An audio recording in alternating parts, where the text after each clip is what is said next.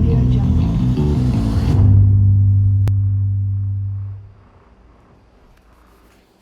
E muito bem-vindos a mais um programa Francamente pela Rádio Difusora 810 e também pelo portal jj.com.br. Taino Franco na área, com vocês na próxima hora, com um convidado super especial. Estava esperando um pouco esta pandemia dar uma acalmadinha, a gente está vacinado, seguro, porque eu queria muito encontrá-lo pessoalmente, eu que já acompanho o trabalho dele, queria muito encontrá-lo pessoalmente, falar um pouquinho da carreira, das obras. Ele é um professor, ele é um pedagogo, ele é um artista plástico, ele brinca com as tintas, brinca com as palavras, porque também tem seus personagens, seus livros lançados. E já atravessou aqui mais de 25 mil alunos em Jundiaí. Elvis Santiago, bem-vindo. Obrigado por ter aceito o convite. Obrigado, Tainá. Um bom dia para você, para os ouvintes todos. E estou feliz de estar aqui. É a primeira entrevista que eu dou, inclusive, nos últimos 2 anos. Não fui a lugar nenhum mais. Nem a TV, nem rádio, nada, entendeu? Ficou então, difícil essa... Estamos reinaugurando. Reinaugurando aqui as entrevistas de Elvis Santiago, com muita história para contar. A gente estava aqui papeando, né, antes de começar, e a gente estava falamos de Espanha, falamos de movimento surrealista em Jundiaí, a gente tem tanta coisa... Ele tem tanta coisa para falar, aqui eu sou só mais uma ouvinte das histórias. Você não é jundiaiense, já é um cidadão jundiaiense, claro, né? Desde 70 aqui na cidade. Eu tenho título de cidadão jundiaense. Já tem a carteirinha, tem o green card de Jundiaí. E me orgulho profundamente disso. Tenho uma verdadeira paixão por Jundiaí. Eu às vezes até esqueço que nasci em outra cidade. Sabe que eu também, né? Eu tô aqui desde 94, eu nem... Eu acho que eu nasci... Eu acho que eu nasci na rua Pauarres 16, onde eu morava. Passou a vida. Com quantos anos você veio para cá? Você veio na década de 70? Então, eu vim em 1970 para cá. E não vim exatamente para trabalhar como artista plástico. Eu vim para lecionar em Jundiaí, porque eu havia me formado e eu comecei tudo ao contrário. Quando eu estava no final do meu curso de desenho em plástica, que era uma raridade na época, na década de 60, existiam acho que só três cursos, em Bragança, em São Paulo e em São Carlos, só. Voltados para a arte, especificamente. Voltados para a arte. Os professores que davam desenho e artes e tal, eram formados pelo CADES. CADES era um cursinho de 2 meses que a pessoa fazia. Era um professor de matemática, professor de história e tal. Não existia o professor de desenho, entendeu? Formado. E quando eles abriram a faculdade em 1960 e poucos, eu ingressei e quando cheguei no último ano da faculdade, eu recebi um convite muito especial de 2 professores. Um deles, Cassiporé Torres, talvez um dos maiores escultores da América Latina, que era meu professor na faculdade. E outro, de uma professora de pintura, Nicolette. E eu fui convidado para ser assistente na própria faculdade. Eu era aluno do último ano e dava aula no primeiro. Entendeu? Comecei lecionando na própria faculdade, entendeu? Só que depois disso eu acabei sendo convidado por um colégio de freiras do Sagrado Coração de Jesus, o Sacré-Cœur, para trabalhar com desenho no curso de magistério. E ali foi a minha primeira experiência. Minha experiência, não digo fracassada, mas um pequeno tropeço. Eu fiquei 2 anos lá, no segundo ano eu fui mandado embora, porque eu cheguei modificando tudo. Como eu havia me interessado muito pela obra de Carl Rogers que é um filósofo psicanalista americano do começo do século passado, e que havia proposto algumas novidades em termos de educacionais, eu chego e já modifico uma série de coisas. Uma delas, eu chego em sala de aula e digo assim, o que vocês estão estudando? Elas disseram, desenho pedagógico. Então eu disse assim, olha, esqueçam o desenho pedagógico, porque o desenho pedagógico é antipedagógico. Vocês não vão fazer desenho pedagógico nunca mais, porque isso é uma maldade que se faz com a criança. As freiras, logicamente, quando souberam disso, acharam que eu estava ficando louco. E assim eu criei uma série de aulas que eram altamente livres, entendeu? Numa escola que era muito fechada. Era muito fechada, uma escola de freiras daquela época, 1960 e poucos. Elas usavam um uniforme, inclusive que tinha na frente assim tinha como um suspensório largo para não mostrar os seios, entendeu? Esconder os seios e tal. Era uma coisa meio, até certo ponto, patética. Usavam o sapato da Vulcabras, aquele sapato pesado. Elas saíam na rua para ir à missa e tal. Pareciam homens andando, com aqueles sapatos enormes, pesados no pé. E eram, normalmente, moças lindas e de boas famílias e tal. Quando chegou o segundo ano, eu fui mandado embora. A bem do ensino. A bem do ensino. A bem do ensino. Então, aí eu me inscrevo no Estado para aulas no Estado. E sobram aulas para mim na Vila Rio Branco, no antigo Adoniro Ladeira. E eu venho para Jundiaí lecionar numa escola do Estado, de 5ª a 8ª. Comecei tudo ao contrário. Primeiro dando aula em faculdade, depois dando aula em magistério, e depois de 5ª a 8ª. Fui descendo a idade, né, cronológica. E lá eu fiquei, acho que 7 ou 8 anos trabalhando. Lá eu implantei uma série de novidades também dentro da educação de desenho e artes plásticas. Uma delas, por exemplo, hoje está no Brasil inteiro, que é a pintura dos muros das escolas. Sim. Hoje é de domínio público. E quem criou aquilo foi um cidadão chamado Elvis Santiago, um professor revolucionário que tira os alunos de dentro da sala de aula e leva para a rua. Eu fechei a rua Tiradentes, no bairro da Vila Rio Branco, e os nossos alunos começaram a trabalhar fora, na rua, pintar na rua, como os grafiteiros fazem hoje. Porque a escola também, mesmo na arquitetura dela, principalmente as escolas públicas, ela tem uma arquitetura bastante opressora, né? Parece grandes presídios, né? Sim. A escola. E a questão pedagógica no Brasil sempre foi uma questão, né? De ser esse ensino enlatado que não provoca o saber, né? Exato. E essas ações de pular o muro da escola, elas realmente são revolucionárias, né? Exatamente. O que me valeu isso? Me valeu o seguinte, no dia seguinte ou 2 dias depois... Você não foi demitido de novo, né? Você não foi demitido de novo, não, né? Não, porque era o Estado, e o Estado não tinha ninguém com competência para isso. Aparece uma pessoa, enviado pela Delegacia de Ensino, entendeu? Me chama na sala dos professores, fecha a porta com chave e quer conversar comigo em particular, dizendo o seguinte: o senhor sabe que o senhor está infringindo o ato institucional número 5, o AI-5?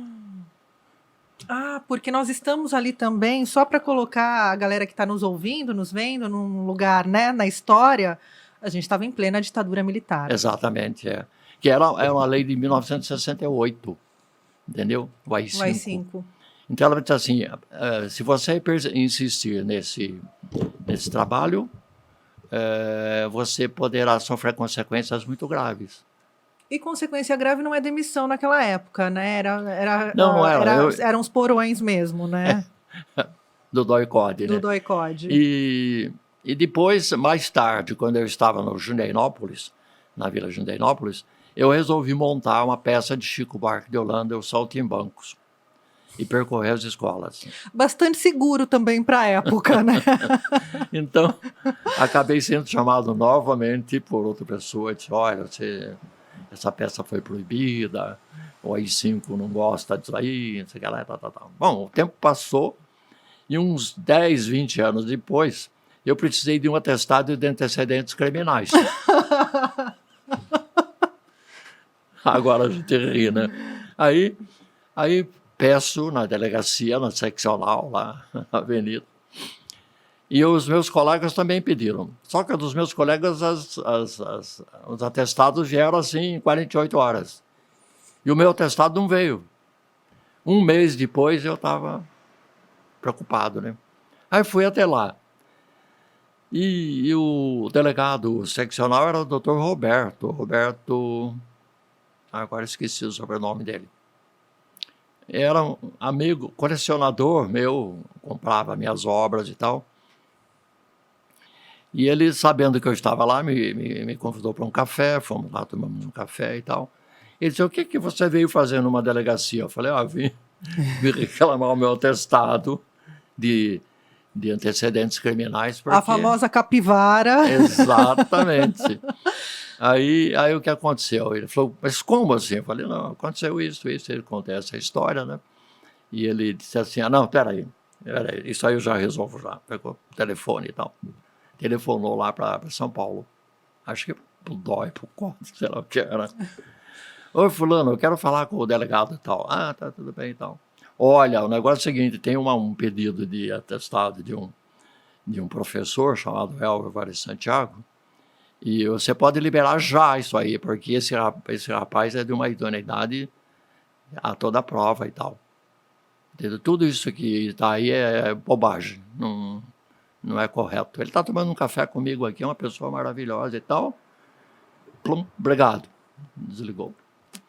E aí foi liberado. Aí no dia seguinte estava lá.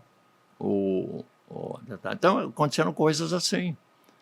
Eu tenho coisas para contar, uma história rica de detalhes sobre a minha carreira de todo lado, como professor, como artista plástico, assim por diante. Nesse momento, como professor, quando você se reconheceu um artista, a gente não se reconhece, né? Você é um artista, você falou que começou a pintar com 14 anos, né?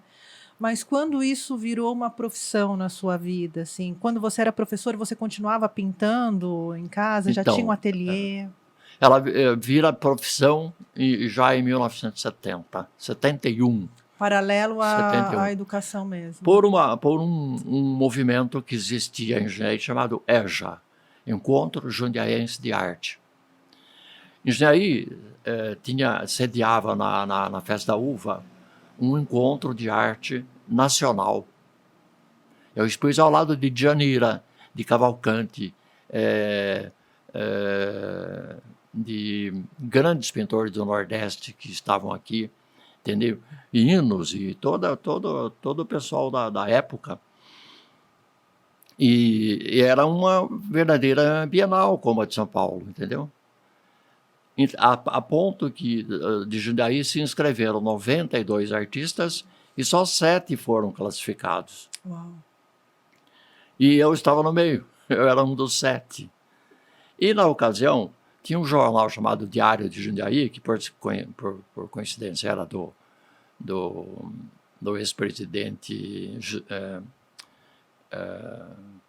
ex-presidente que antecedeu o Lula, como é que é o... Fernando Henrique? Fernando Henrique Cardoso. Ele teve um jornal aqui em Jundiaí, né? Sabia? Não sabia, gente. Então, onde está essa história, gente? Então, esse jornal chamava-se Diário de Jundiaí. E esse jornal deu uma cobertura para o meu trabalho de página inteira, dizendo, surge em Jundiaí um novo artista. Só que eu não concorri como pintor, eu concorri como escultor. Eu fiz uma escultura feita em arte cinética. Arte cinética é, na realidade, arte com movimento, luzes e cores. Eu E ela tinha a arte cinética de um lado, e de outro lado tinha grafite. Eu já, na ocasião, apresentei uma obra de grafite. O que era uma coisa que não existia, né? Maluca, Hoje o grafite é uma coisa que a gente passa pelos grafites na rua e às vezes nem percebe, né? Enfim. Imagine, foi inclusive muito criticado também. E marginalizado também, né? Hoje Sim. Você consegue ter grafiteiros, os gêmeos, dentro de galerias e outros, né? Mas até uns anos atrás era bastante polêmica a questão de pintar os muros, né? Não, a realidade é o seguinte, que existe uma confusão entre grafiteiro e pichador. Piche. Sim, sim. O pichador é um marginal, o grafiteiro é um artista, é diferente. Sim. E alguns grafiteiros têm uma qualidade fantástica. Aqui em Jundiaí nós temos grafiteiros de alto nível, entendeu? E então o que aconteceu foi que eu expôs a arte cinética com grafite de um lado. Era uma escultura de parede, era feita em madeira, era uma caixa branca de madeira com uma roda preta e nessa roda pichado um grande eu, e esse eu escorria as tintas. Tinha um buraco no meio, esse buraco era para ser observado, as pessoas olhavam pelo buraco da escultura. A escultura era participativa, entendeu? E quando a pessoa olhava pelo buraquinho, atrás tinha um cinescópio de televisão, onde estava escrito, e o nós. Então era uma contestação sobre o egoísmo humano. Ela tinha uma crítica social muito grande. E isso me valeu ser não só classificado, como depois ser julgado pela comissão julgadora como um dos melhores trabalhos da feira. Um dos jurados era o Jacob Klintowski, entendeu? Que estava aqui em Jundiaí. Já, eles vinham, os maiores críticos do Brasil vinham aqui para selecionar os trabalhos, entendeu? Djanira, por exemplo, mandou um trabalho e ela pediu que ela só exporia se tivesse uma parede só para ela.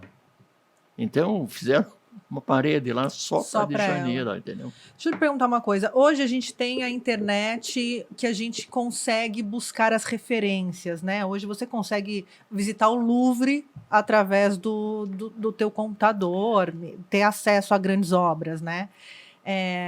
Aonde você buscava referências, porque além de você ser um multiartista, você tem referências que não passam só pela arte clássica, né? Por telas, enfim. Você tem ali uma transversalidade no seu trabalho, né? Da onde vinha? Quais eram as fontes que você bebia já nessa época? Porque hoje é fácil pensar, né? Não, entrei na internet, conheci o artista na internet. Como que era isso para você na sua época? Era na Barça? Era aonde? Aonde buscava referências? Na realidade, começou com 14 anos, eu compro uma Divina Comédia de Dante e vou ler com 14 anos de idade a Divina Comédia.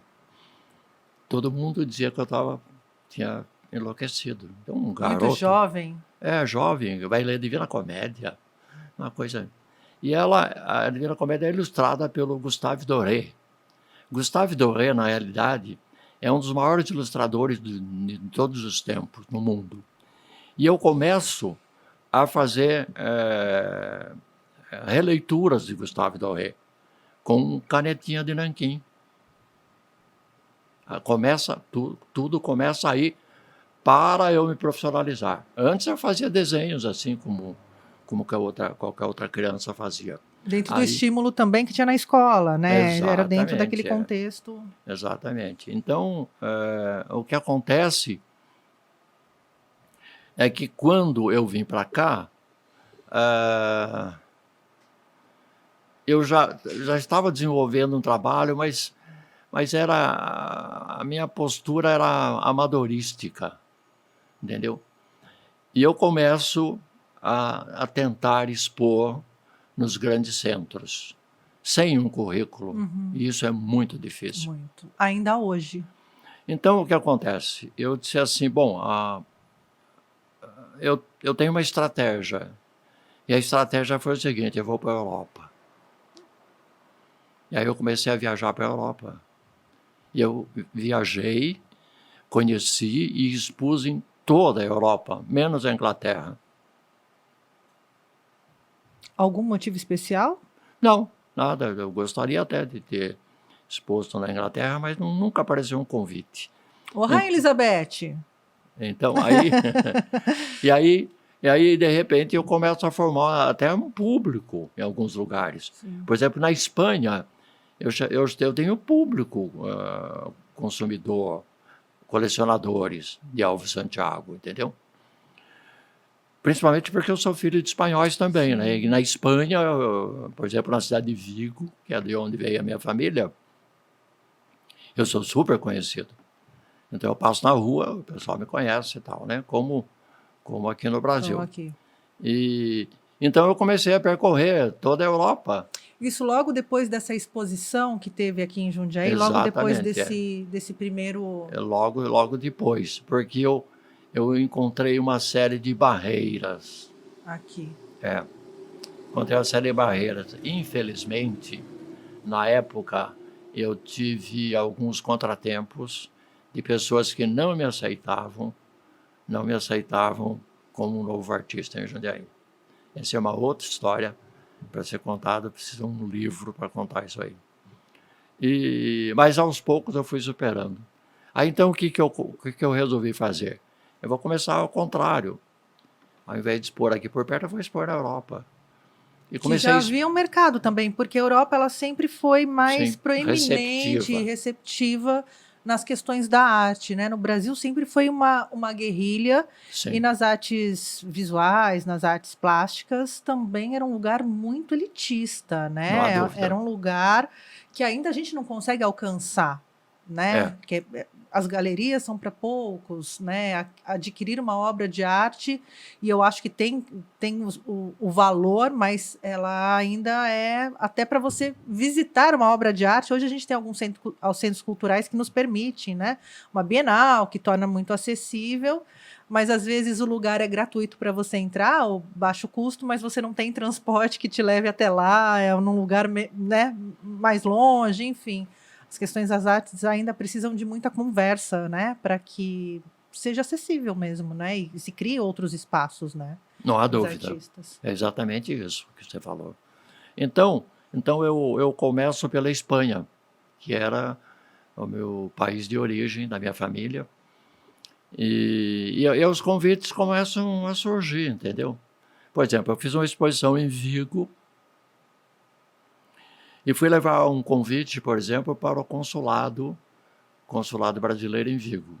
Chegando no consulado, levei um convite para o cônsul. Cheguei lá, o cônsul sabendo que eu estava lá, não me conhecia, mas sabendo, pediu que eu esperasse, me convidou para entrar na sua sala, tomamos um café juntos e tal, e deixei o convite com ele. E no dia da inauguração, eu não imaginava que o cônsul estaria lá, entendeu? Foi e comprou 3 obras. Uau.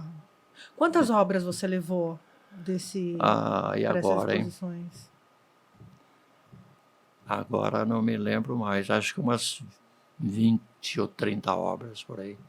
Não eram embaixo muitas, do braço e foi? Não. A gente despachava. Despachava, chegava lá e moldurava lá, entendeu? Moldurava lá.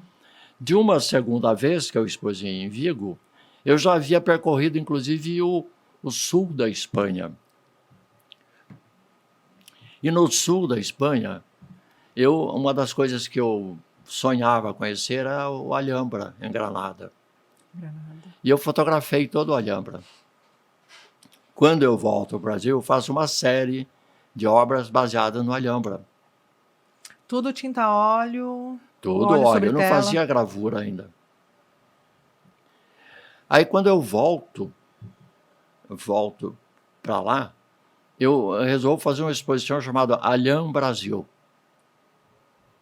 Essa exposição tinha de um lado os alagados brasileiros, de outro o Alhambra de Granada. Ela era uma mescla de situações sociais diferenciadas e tal, visões diferenciadas e tal. Essa foi uma exposição também, essa vendeu tudo. A exposição que não sobrou nada, vendeu todas as obras. E depois eu fui para a França, fui para a Itália, fui para a Bélgica, para a Suíça. E na Suíça, aconteceu o seguinte, uma das vezes que eu estava indo para a Europa, dentro do avião senta-se do meu lado um casal jovem ainda, e eu estava com uma agenda na mão e consultando a minha agenda, endereços, coisas assim e tal, e aparece uma menininha de uns 6, 7 anos de idade, se encosta em mim e começa a olhar a minha agenda. O que eu faço? Eu pego um dos meus personagens de história em quadrinhos, desenho o personagem numa folha, tiro a folha e dou de presente para ela. Já tinha os quadrinhos, já tinha seus personagens Sim, nessa já época? tinha. Não os do livro. Eu tinha outros. Eu tinha um personagem chamado A Tirinha. Tinha um outro que chamava O Condinho. E então, ela saiu correndo pelo corredor do avião, foi lá e tal, e entregou para a mãe. A mãe olhou assim e tal, e eu vi. E ela tinha aparência de chileno, peruana, boliviana, alguma coisa assim. Latino-América. Latino-americano.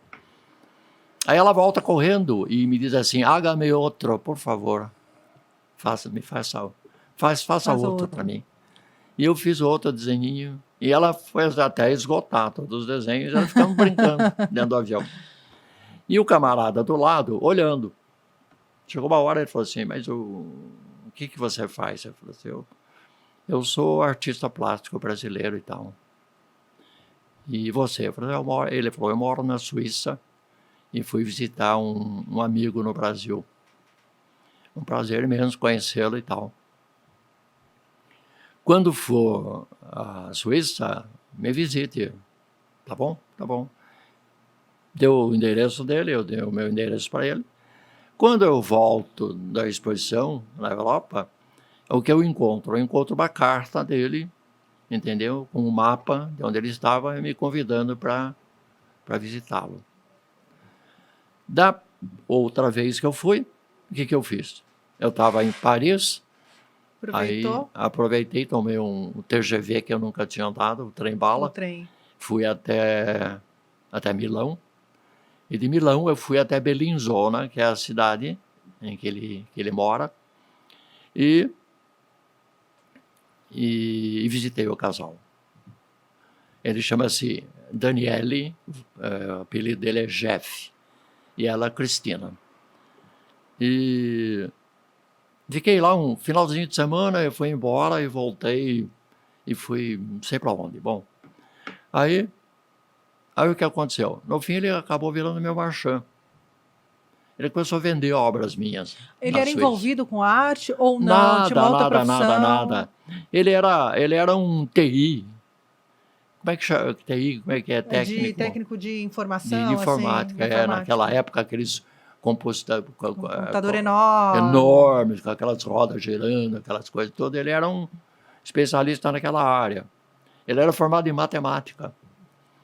Bom, aí o que aconteceu na realidade é que ele virou meu marchand. Então eu conheço há 35 anos, no mínimo 40 anos, sei lá. É um grande amigo. E esse foi um dos acontecimentos. Começou a vender suas obras. Então, coisas assim, acontecem coisas assim. Aí... E ainda assim, esse movimento todo foi porque você não foi aceito num primeiro momento como um jovem artista aqui na cidade. Exatamente. Suíça, Espanha, a galera comprando eu suas falei, obras. A minha libertação é a Europa. Mas o cônsul, que foi à exposição, compra as 3 obras e diz assim, vai tomar um café comigo lá amanhã no consulado. Falei, eu irei sim, com muito prazer. E eu fui.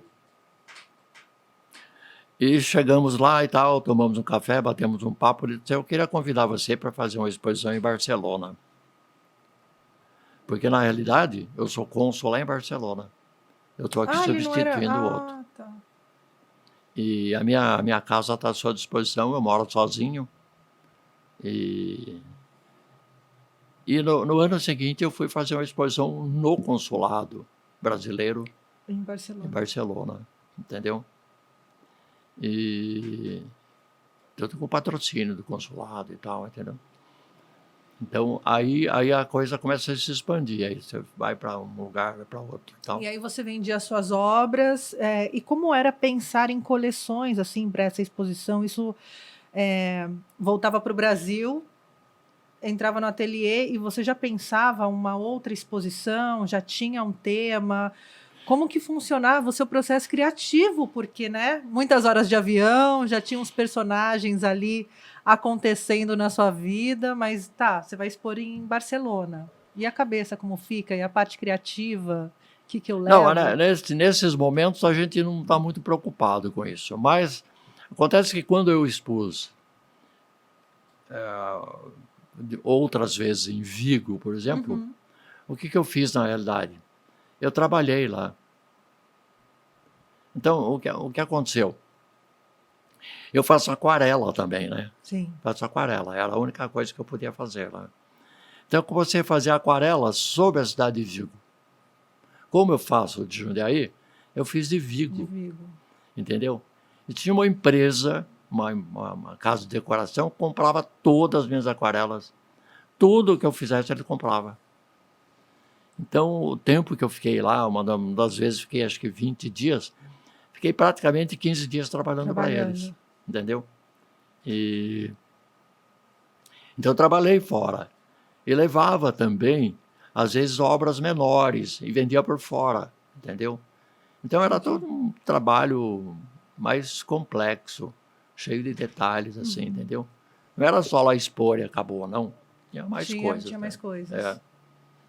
De você também ter esse olhar para a cidade, né? Hoje a gente vê na sua obra Sim. o seu olhar, as suas coleções sobre Jundiaí, né? O olhar do artista ali transformando a cidade.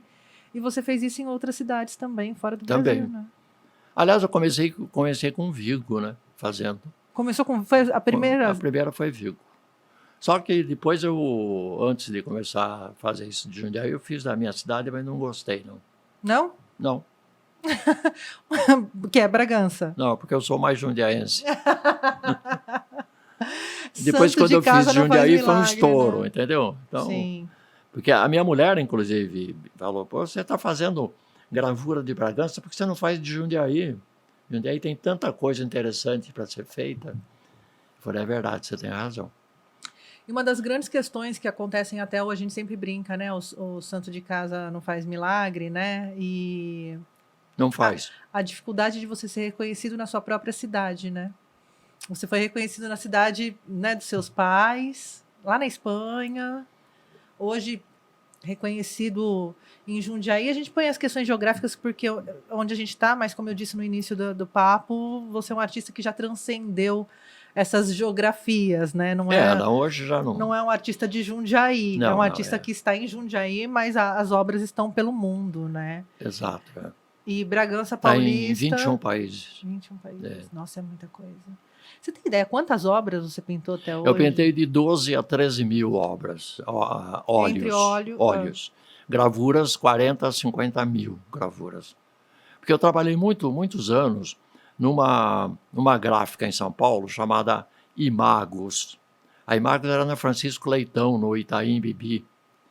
Talvez a maior gravadora da América Latina estava ali. E eu fui lá para fazer uma gravura para mim, não para eles. Até porque eles não me conheciam e tal. Eu acabei ficando 8 anos lá trabalhando. Entendeu? 8 anos? 8 anos. Era lito, feito em pedra. Lito. Então eu fiz muita litogravura. Eu ia para São Paulo, às vezes tirava assim 3, 4 dias seguidos trabalhando numa lito, entendeu? E fazia edições de 100 exemplares, eram grandes edições. Sim. E vendia para uma distribuidora chamada Documenta. Documenta é na... E agora? É ali no centro no Centro Cultural de São Paulo. E ela distribuía para o Brasil, distribuía para os outros países e tal, entendeu? Era uma distribuidora. Sim. Chamava-se Documenta. Documenta. E às vezes ele comprava edições inteiras minhas, entendeu? Comprava 50, 100 gravuras, porque eles tinham um potencial muito grande, entendeu? Aí é que começou a divulgação de um trabalho junto a um público que não tinha um poder aquisitivo de comprar um óleo, que Sim. custava muito caro, entendeu? Aí eu percebo que esse é um caminho muito seguro da gravura. E também porque a gravura, a lito houve um desastre com a lito, desastre já premeditado, previsto. A lito tinha duas minas de pedra no mundo. Uma estava na Áustria e a outra na Alemanha. Eu não sei se é a da Áustria ou da Alemanha que terminou primeiro, eu sei que sobrou uma delas. E quando chegou na década de 80, a mina exauriu-se, acabaram as pedras, não tinha mais pedra no planeta. O planeta Terra não tem mais pedra para fazer lito. É uma pedra específica? Específica, é pedra litográfica. Que o Brasil não tem? Não Ô, tem. Brasil! Não, tinha, mas acabou, nós Acabou. gastamos toda. As últimas, inclusive, que eram começavam a ficar fininhas assim, quando passava na prensa, quebrava, entendeu? Entendi. Aí eu botar em piscina para ornamentar em volta da piscina. Uma pedra bonita. Bom, aí surgiu a serigrafia, ou o silkscreen. Só que a serigrafia tinha um problema muito sério, que era, você mandava um desenho para a editora. Então, eles pegavam uma parte, davam para um indivíduo copiar, outra parte para outro. Dois, três indivíduos faziam a cópia de separação das cores. Quando juntava as cores para imprimir, vinha para você o trabalho, não era o seu trabalho. Tinha a mão do gato. Eu chegava e falava, eu não pintei isso aí, entendeu? Então, era um negócio esquisito, porque... Que ainda não funcionava... Nunca funcionou. A serigrafia nunca funcionou. Aí eu resolvi inventar um processo. E inventei um processo chamado AeroSilk, que era, na realidade, uma base feita em serigrafia que eu fazia no meu ateliê na Rua Bela Vista, que eu fiquei 18 anos. E depois era feito com um revólver. Sabe esse aerógrafo que faz? Sim. Só que eu não fazia com aerógrafo, fazia com revólver mesmo. Aquela empresa ali da Rua União, aqui em Jundiaí, fabricava revólveres. Eram uns alemães que estavam aí. Aquela pistola de tinta. Isso, de pintar automóvel e tal. Só que eu fui lá e pedi para eles criarem para mim uma de 0,3. Não existia isso. Que era ponta fina, pistola ponta fina. Muito delicado, um negócio delicadíssimo. E eu passo a trabalhar, fazer as gravuras com moldes e com aquilo. E até hoje tem gravura por aí, entendeu? E aí você desenvolveu essa técnica. Sim. E ela funcionou para suas obras. E eu dei o nome de AeroSilk. AeroSilk. Só que é muito trabalhoso. Então, pouca gente fez e a maioria das pessoas largaram no meio do caminho e tal.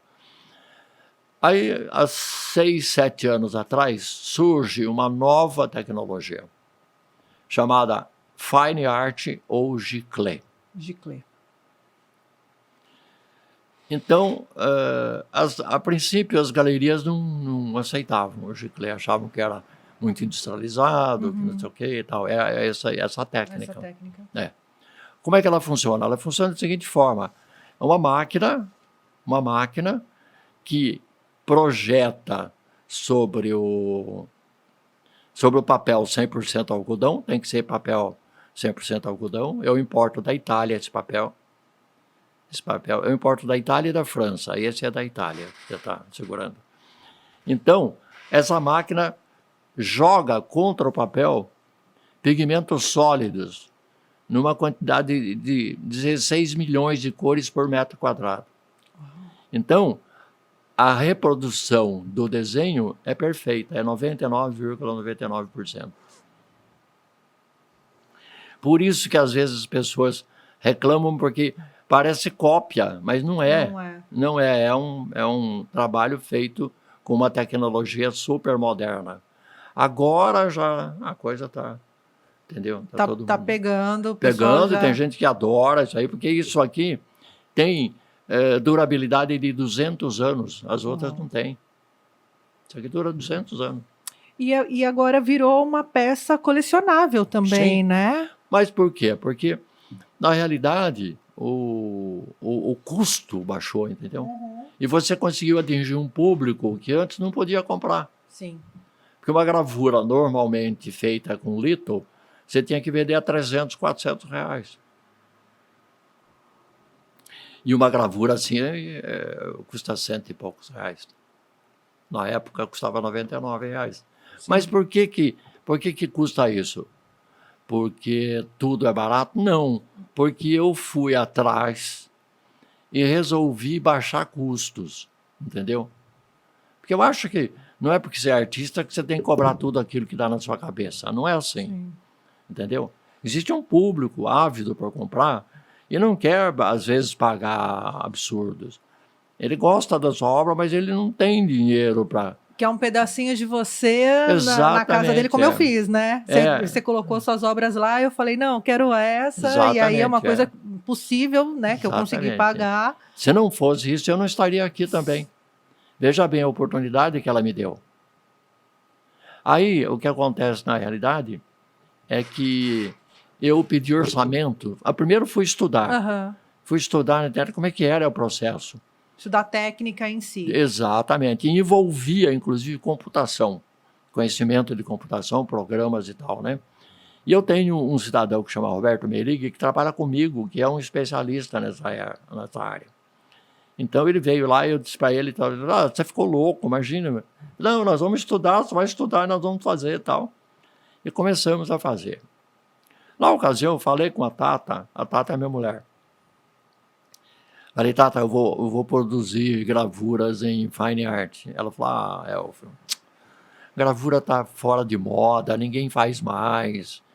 Isso aí parece que tá acabando tudo e tal. Eu falei, não, fique tranquila, eu vou fazer. Der certo, tudo bem, se não der certo, não posso fazer nada. Desisto. Mas vai tentar. Mas eu vou tentar.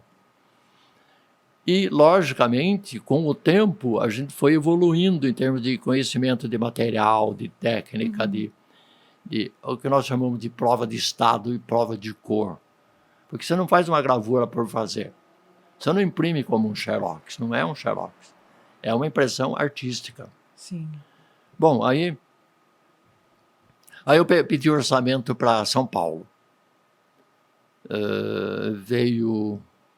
Custava R$230 um metro quadrado só para imprimir.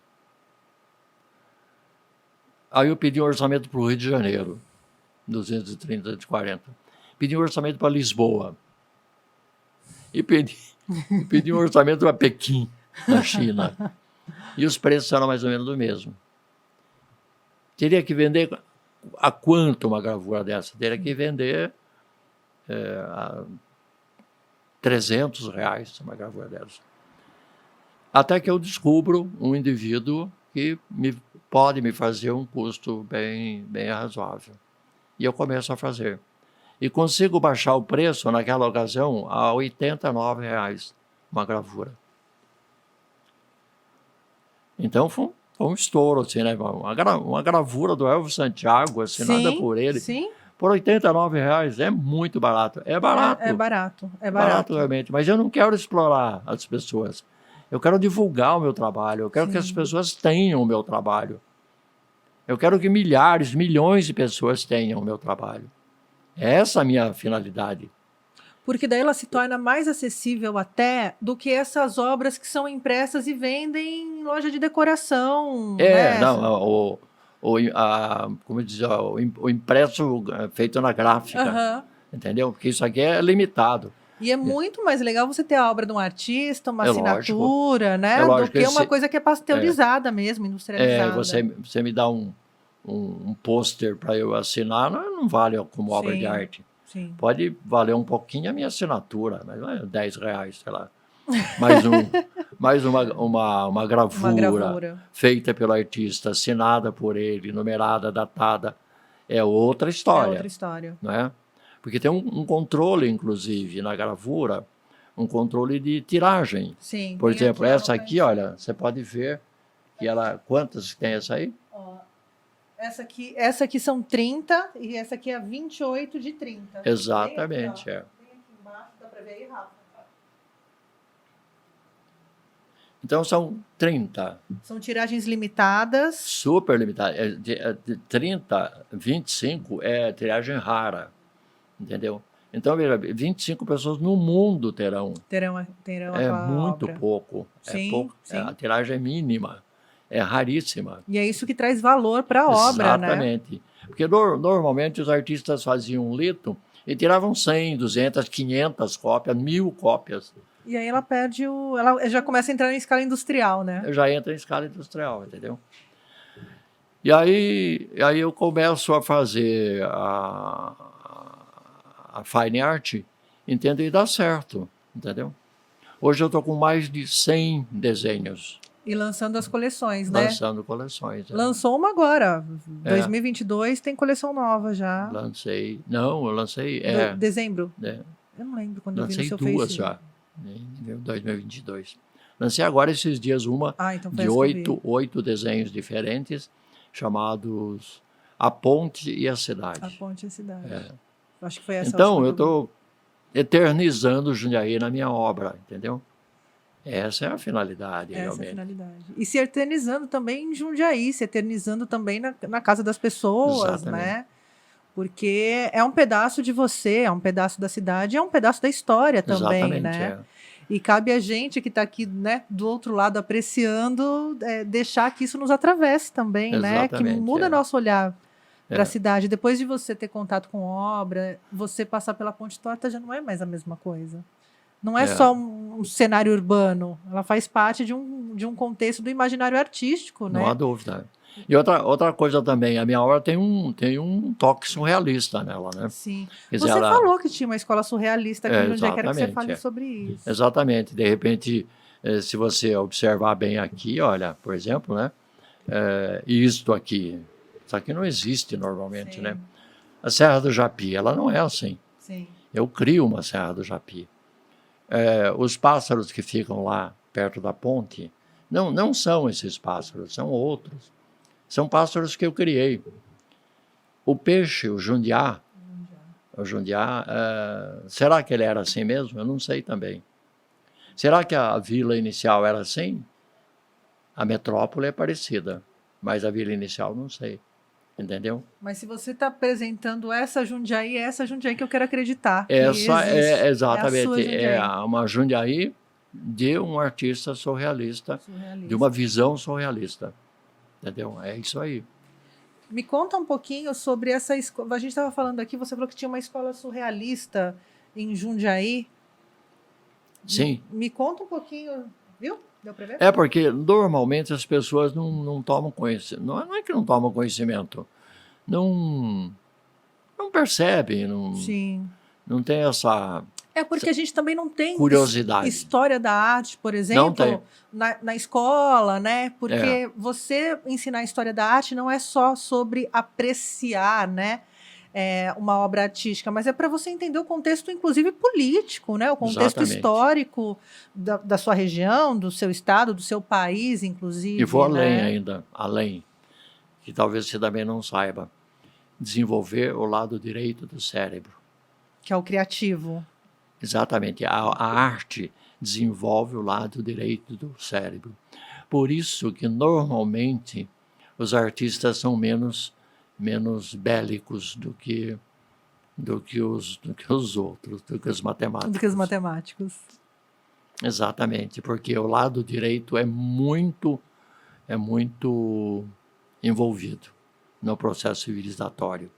E a gente entendeu? fala que as pessoas acham que a cultura está só nas expressões artísticas, né? E ela também desenvolve a nossa habilidade de lidar com o outro, né? Eu sempre Exatamente. brinco que a arte não separa da barbárie, né?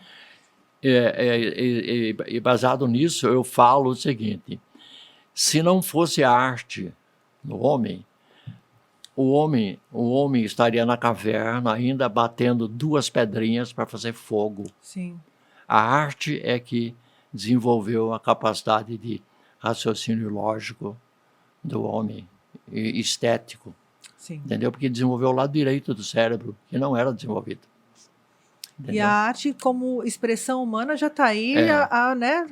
As cavernas provam, né? A exatamente. necessidade de expressão. De um lado, talvez, não sei se você sabe ou não, de um lado foi o problema da carne, Sim, que, da alimentação. Quando o homem passa a assar a carne, começa a assar a carne do animal que ele matou para comer, o cérebro dele começa a desenvolver. A proteína é muito mais violenta e começa a desenvolver o cérebro. E, de outro lado, ele passa a desenhar nas cavernas. O homem da pré-história começa a fazer história em quadrinho. Ele começa a fazer grafite. Hoje, as cavernas Altamira, Lascaux, essas grandes aham. cavernas da pré-história, são verdadeiros repositórios de grafite, dos primórdios da arte.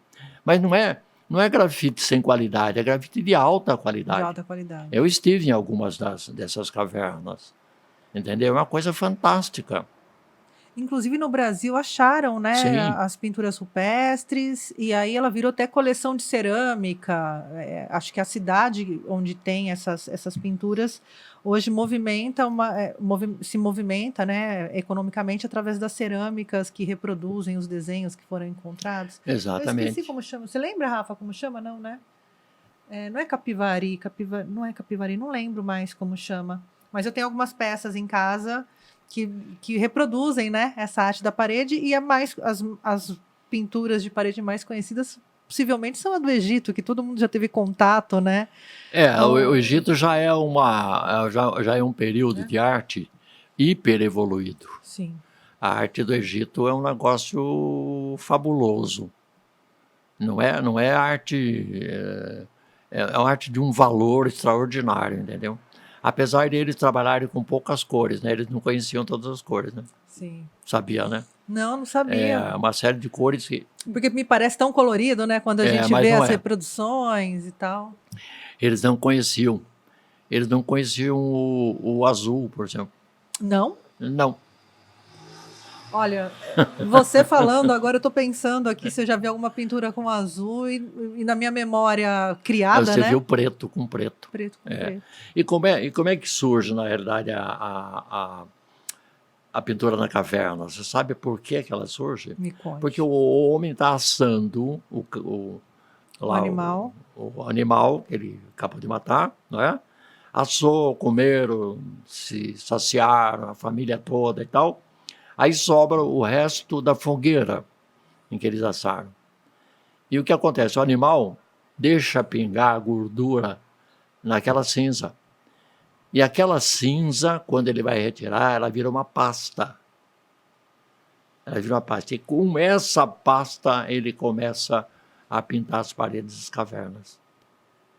O primeiro conceito de tinta tá ali. Exatamente, o primeiro conceito de tinta, tanto é que quando é preto é mais antigo. Os mais antigos. Então, depois ele percebe que ele pode fazer isso, aí ele vai procurar nas plantas, nas pedras, entendeu? Nos minerais, outras cores, entendeu? Mas a princípio, essa foi a primeira versão de tintas do É a mundo. primeira versão, Incrível. que basicamente é pigmento e óleo, entende? Porque a tinta a óleo de todos os tempos, inventado pelos irmãos Caravaggio no final da Idade Média, na realidade, a junção de talco, que é carbonato de cálcio, um pigmento colorido e óleo de linhaça. E tá aí a tinta. Ou óleo de algodão, óleo de comida, sei lá, for azeite. Você mistura os três, vira tinta a óleo. Isso tem uma durabilidade? Dura bastante tempo. Só que o grande problema é o seguinte, inclusive dos restauros, eu também Sim. restauro. Eu faço restauração de obras também, não só as minhas, de outros De artistas. outros artistas. É que tem o óleo. E o óleo atrai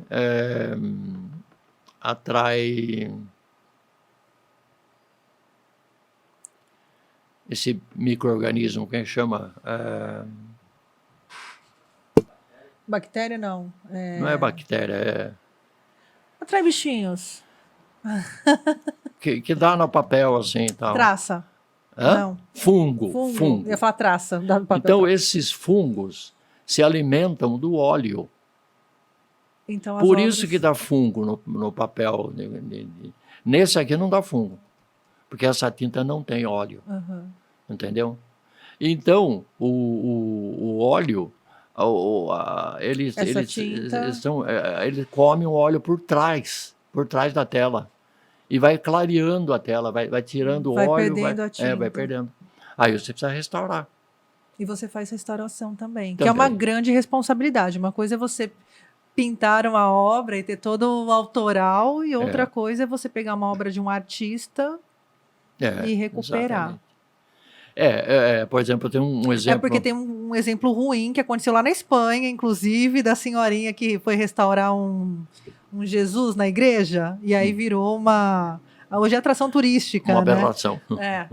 Virou uma atração turística na cidade. Tem amigos que foram até essa igreja conhecer a obra depois de restaurada por uma carola da igreja. Precisa ter muita tecnologia, né? Sim. Conhecimento. Sim. Entendeu?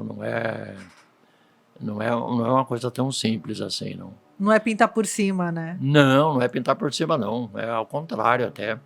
Às vezes é tirar até a tinta. Retirar do que colocar. E a grande parte dessas obras, por exemplo, obras do claro escuro, por exemplo, que hoje são restauradas e, de repente, eles percebem que ela não era claro escuro, ela era colorida. Por quê?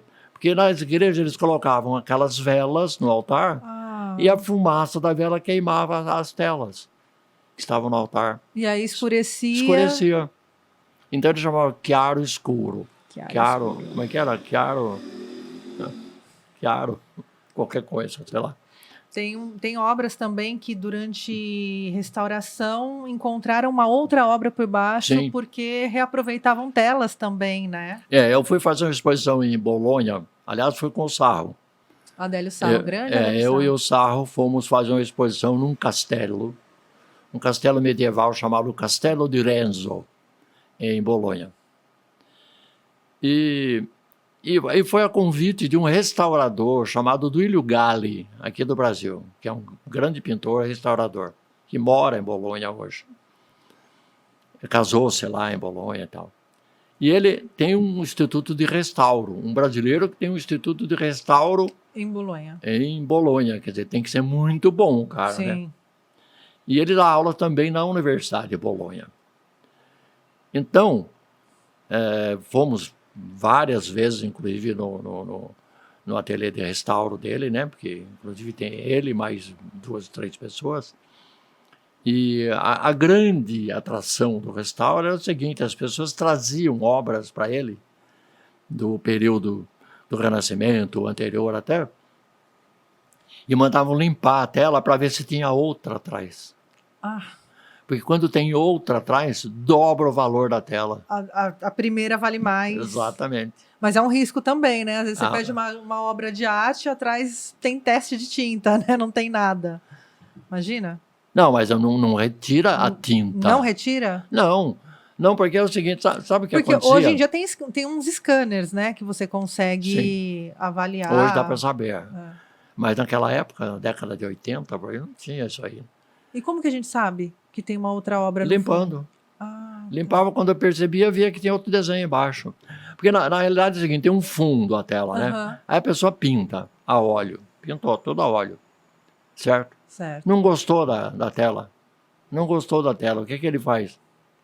Ele passa uma camada de leve de tinta em cima entendeu? E pinta outra em Faz cima. o fundo, então ele vai camada sobre camada. Porque, por exemplo, no período do Renascimento, quando inventam a tela, porque a tela não existia antes.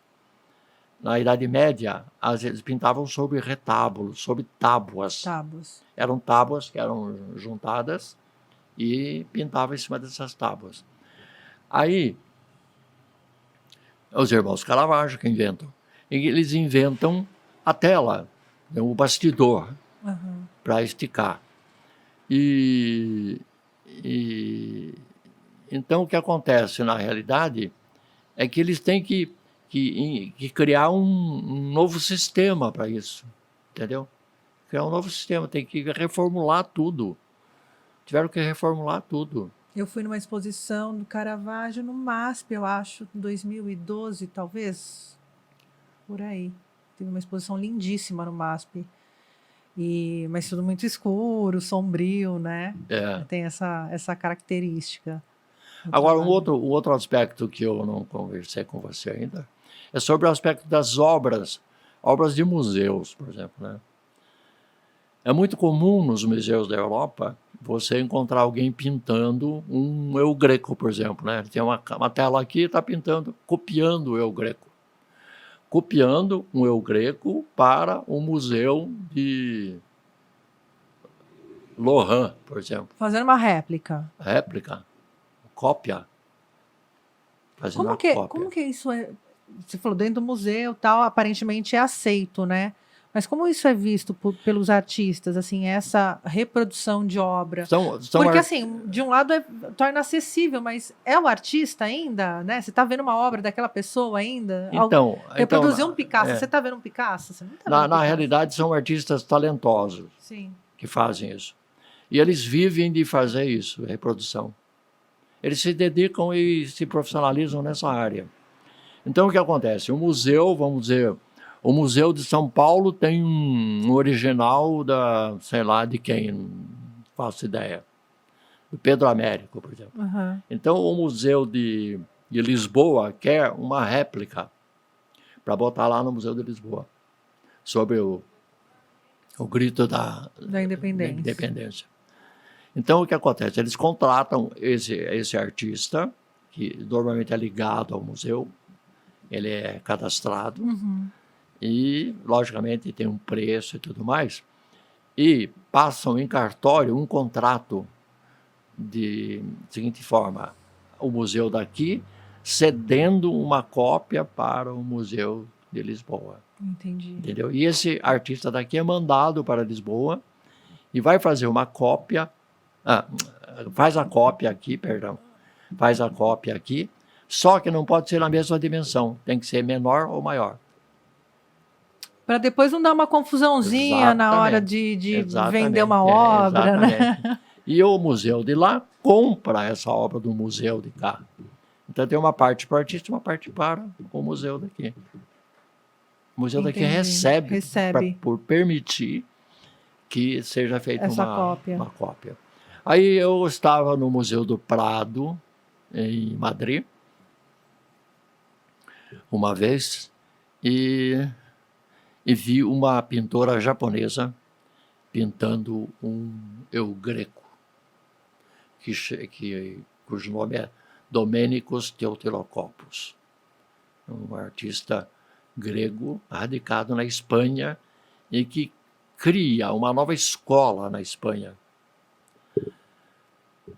Eu já me lembro o nome. Aí, o que aconteceu?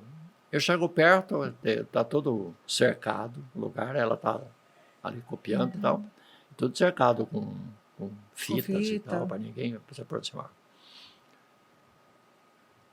E quando eu ia em museu, era um negócio muito gozado, sabe? Em alguns museus que eu ia, eu começava a explicar, por exemplo, para um parente meu, sobre uma obra, daí a pouco começava a juntar gente. Virava o guia achando que eu era guia Cicerone, entendeu? Bom, então aí o que eu fiz? Eu peguei e conversei com um guarda de lá e disse a ele o seguinte, falei assim, eu podia me aproximar dela? Podia me aproximar da pintora? Ele falou, mas por que o senhor quer se aposentar? Porque eu sou artista plástico também, entende? E tenho interesse de conversar com ela, saber o porquê disso aí e tal. Né? Aí o fulano, deixa eu conversar com ela. Aí ele foi lá, falou com ela falou, não, tudo bem, por favor, entra. Aí abriu a cerquinha lá, eu entrei. E ela falava em castelhano. Então, fluiu. o mundo ficou aberto, porque eu falo fluentemente castelhano. Aí começamos a falar. Aí eu ainda tinha algumas dúvidas sobre esse assunto. E ela me disse assim, eu estou pintando isso aqui para o museu de um país árabe, não me lembro mais agora. Eu falei, mas quantas cópias já tiraram? Ela falou, olhe atrás para você ver o certificado. Aí eu fui por trás da tela, entendeu? Uhum. E a tela era 179 cópias. Ela centésima, 79ª. Todas pintadas por ela ou Não, vários não. artistas Não, podem... vários artistas. Durante o tempo todo. Durante 500 anos, porque a tela tem 500 anos. E aí fica esse certificado atrás da tela, dizendo que ela é uma cópia feita por tal artista. Exatamente. Uau. Eles não colocam na frente... Nossa, eu não sabia que existia esse mercado, assim, de... A gente vê filmes de mercado de roubo de artes, né? Todo esse... Mas o roubo de arte também é uma coisa muito, muito relativa, sabia, Sim. né? Porque a arte, quando você rouba uma obra de arte, ou você coloca dentro de um cofre e nunca mais abre, porque o primeiro dia que você for vender, você é preso. Sim. Não é uma coisa que dá para você passar batida. Roubei a Mona Lisa. Não é uma coisa que, né? Chega lá, você quer comprar a Mona Lisa? Quer comprar a Mona Lisa? Pronto, mas se como entrega. assim? Ele falou assim, não, eu tenho a Mona Lisa. Como você tem a Mona Lisa? Espera aí, eu vou chamar a polícia. Sim. Entendeu? Então... a Mona Lisa tem uma história, né? Que a Mona Lisa foi roubada, que era italiano, né? E aí ela estava em outro país, mas não tinha valor nenhum de mercado. Falou, não, isso aqui é da Itália, vou levar de volta. E aí parece que anunciaram o roubo da Mona Lisa, que não era a Mona Lisa na época. Eu não sei, eu li em algum lugar da internet. Na internet a gente não pode confiar, né? Mas que ela ganhou valor depois dessa história de roubo, enfim, não sei. Bom, eu escrevi um romance, chama-se A Saga dos Mestres. Foi uma pena, eu devia ter trazido uma cópia para você. Esse romance conta a história de uma família de artistas. Você ia adorar, tenho certeza. E ele começa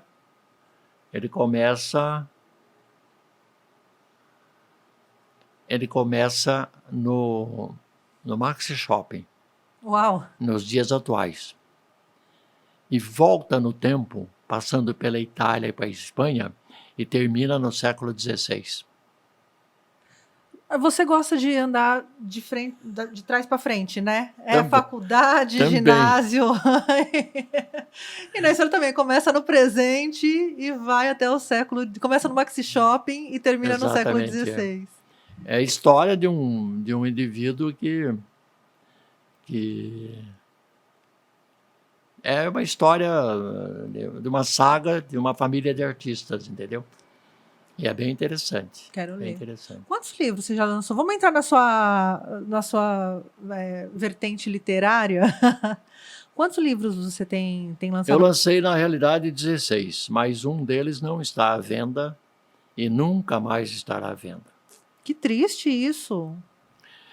É um livro chamado Nossos Filhos, Nosso Amor, que é a história nossa com o Rodrigo, nosso filho falecido.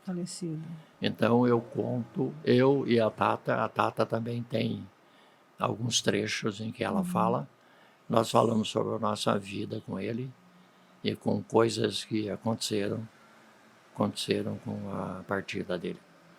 Esse livro eu escrevi e eu escrevi, mas não pretendia publicar.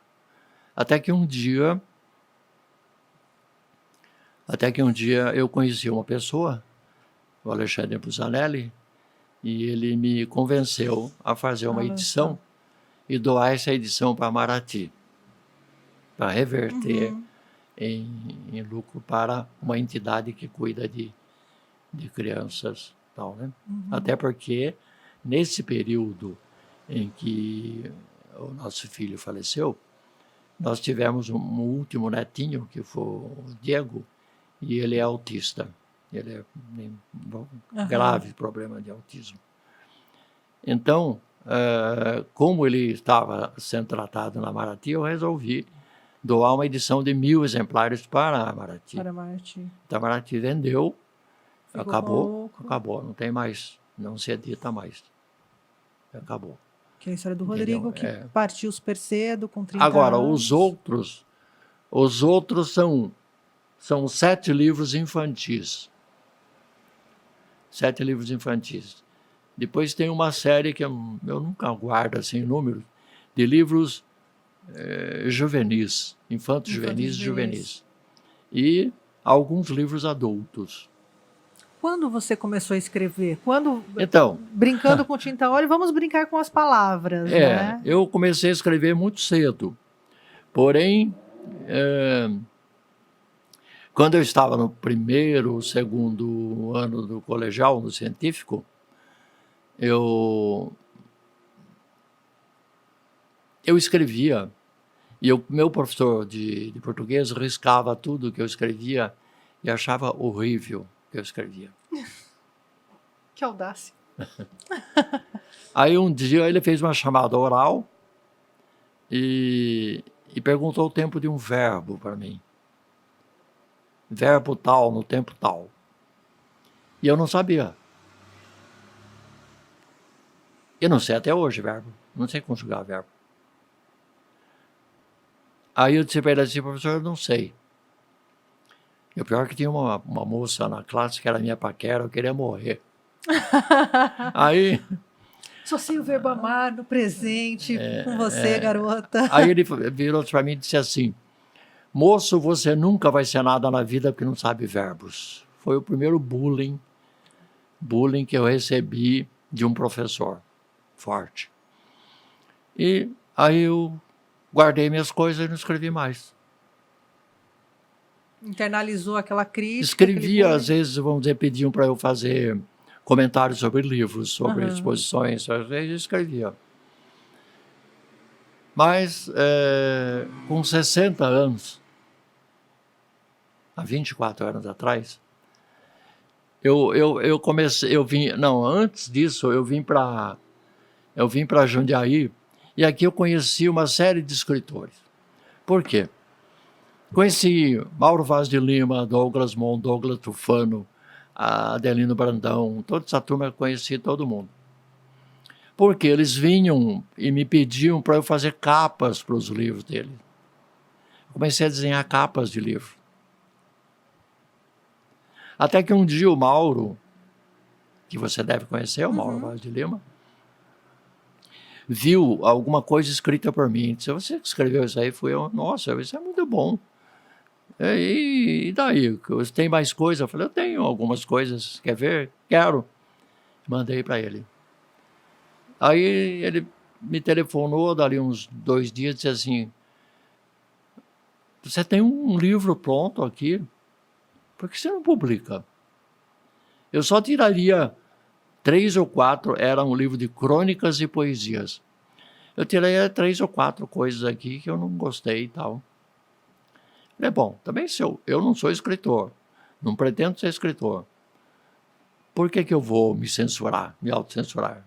Não vou me autocensurar de jeito nenhum. Aí eu resolvi publicar com todas as poesias, inclusive a que ele não tinha gostado. E dei o nome ao livro de Filme Sem Cortes. Entendeu?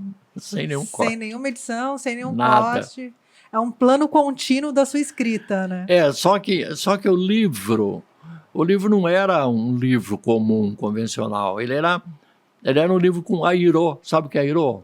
Que nem uma mola espiral assim. Sim, espiralzinho. E era todo feito com material de papel reciclado. Ele tinha um sentido ecológico.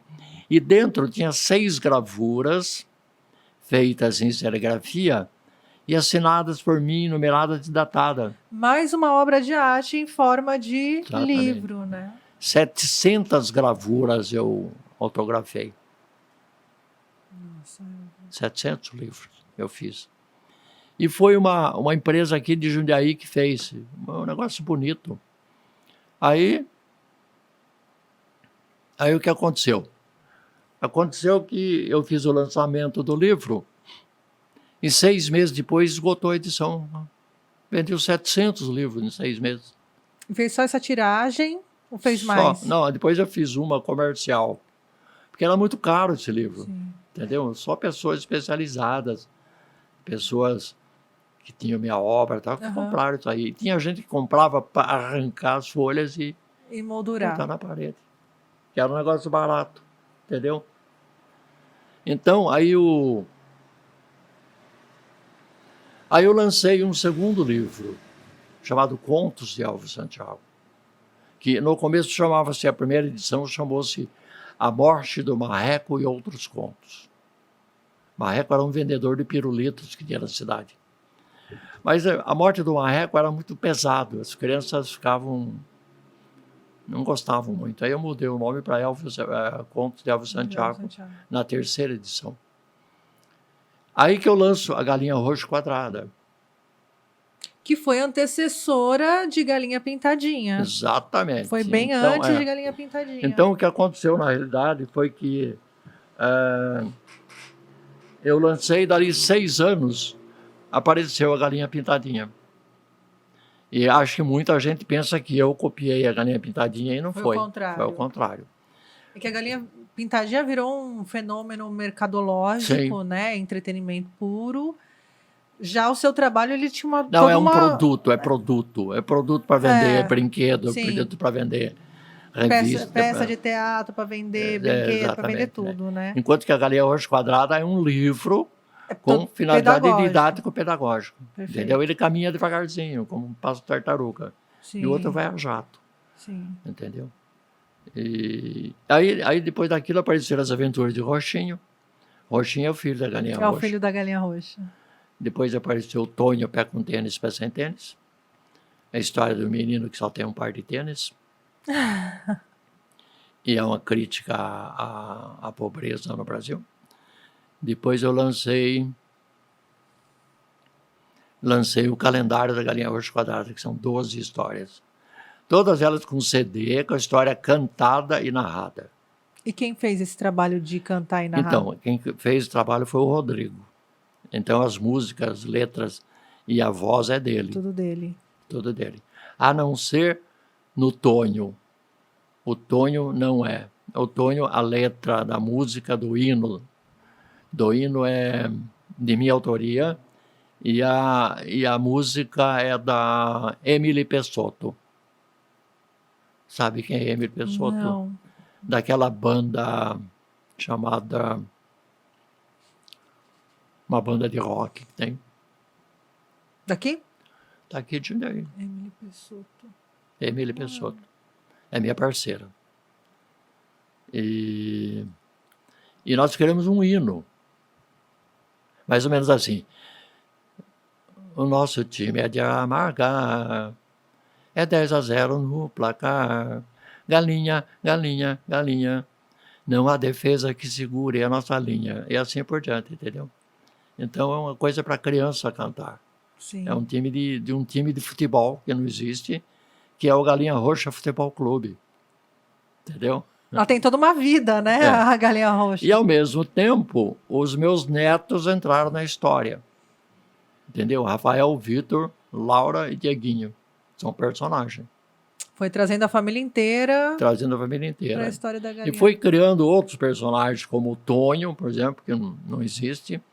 E um personagem que eu me baseei na figura de um ex-aluno meu. Eu precisava de um personagem negro, entendeu? Então, eu tive um aluno na Vila Hortolândia, que chamava-se Percival, hoje ele é engenheiro. E eu dei o nome, o personagem de Percival. De Percival.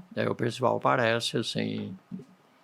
E o Dieguinho que aparece também como uma criança, representando as crianças com excepcionais. Ele praticamente não fala. ele só fala 3 ou 4 palavras. E Entendeu? você está na história também? Para além dos personagens, tem Eu um... estou num livro chamado Vovozão e o Cuco Maluco. É a história do... o Vovozão tem uma coleção de relógios e ganha um cuco. E o cuco vai dar as horas e se atrapalha tudo. Todo.